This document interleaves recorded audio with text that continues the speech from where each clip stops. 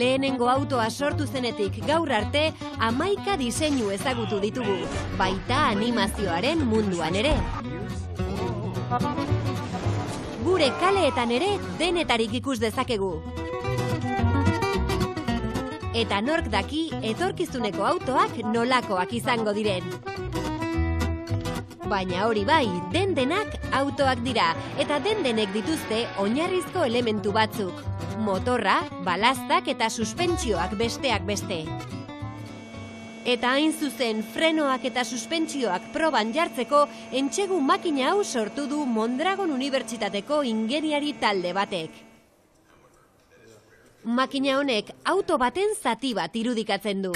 Makina hau da, kuarto de vehikulo kotxeaten laurdena esaten diguna. Simplifikatzeko era batez, dinamika vehikularra deritzen hortan, laurdena erabiltzen da, lehengo aproximazio gisa, simulatzeko kotxe baten lau zatitan egin, laurden hori nola konportatuko litzaken, benetan.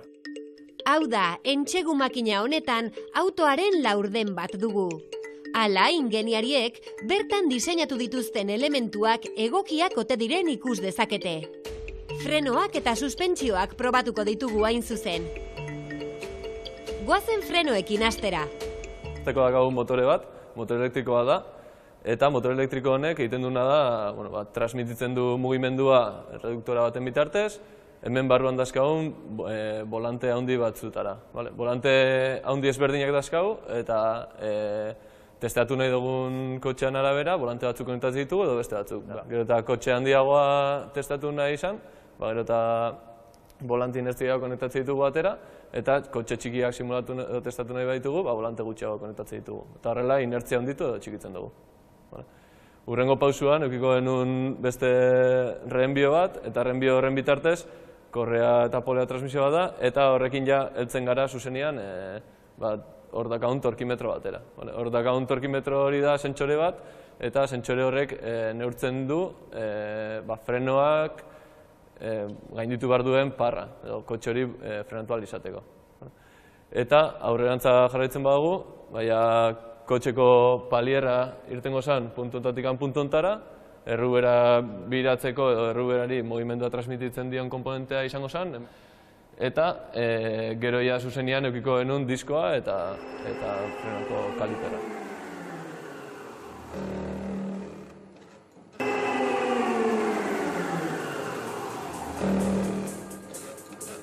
Temperaturak kontrolatu eta frenoak autoa gelditzeko egin behar duen indarra zein den ikusten dugu horrela. Horrekin batera, frenoek batzuetan atera ohi duten zarata kontrola daiteke. Pieza bakoitzaren mugimenduen arteko akoplamenduak eragiten du soinu hori. Gure entsegu bankontan egin aldoguna da, entsegu kontrolatuak, bai temperatura kontrolatuaz, egoera batzutan akoplamentu modal hori eman alda, ematen da, eta bestatutan ez.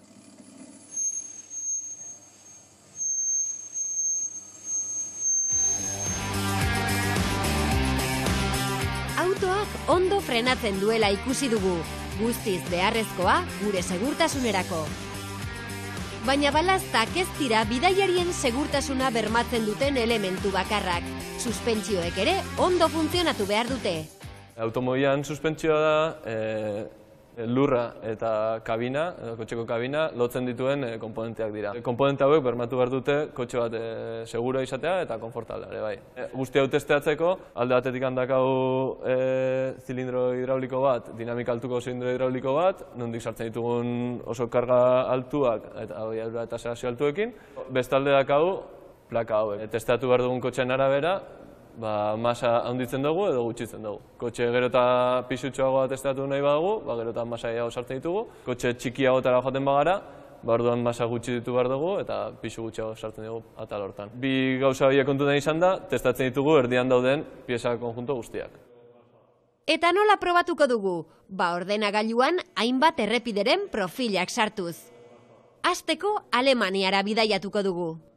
Karretera tramo batera pasatuko gara, perfila aterako diogu eta perfil hori sartuko dugu gure zilindroan. Karretera tramoa izango zen hemengo parte hau, tramo hori adokinez beteta dago, eta adokin batzuk urdinez daudenak dira parte sakonago batean daudelako, eta horiak diela parte altuago batean daudenak. Orduan, hemendikan ateratzen bagu lerro bakar baten perfila izango zen hemengo hau, eta hemengo perfil hau replikatu dezakegu zilindro hidraulikoak kasuan.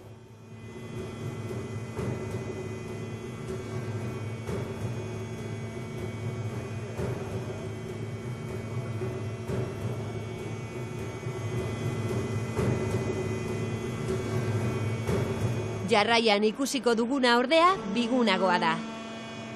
Orain sartuko dugu isonormak definitzen duen beste karretea profil bat, aurrekoa baino pixka suabea izango da eta ezberdintasunak ikusi ahalko ditzakegu.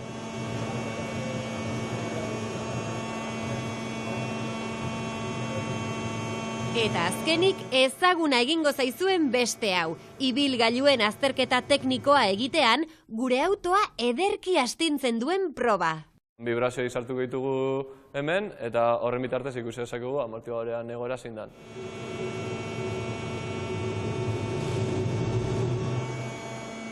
Modu horretan, hainbat emaitza eskuratzen dituzte grafikotan. Lehenengo hau, harrizko galtzada islatzen duen grafikoa da, Alemaniakoa. Vibrazio txikiak antzematen dira, baina puntu jakin batzuetan, azelerazio handiko gunea identifikatu daiteke. Errepideko puntu horretan, zulo sakon bat dagoenaren seinale. Beste grafiko hau, bigarren probarena da, bigunena. Ikusten den bezala, aurrekoa baino errepide lasaiagoa da. Eta azkenik, autoen inspekzioko profilean, azelerazioa handitzen doala ikusten dugu.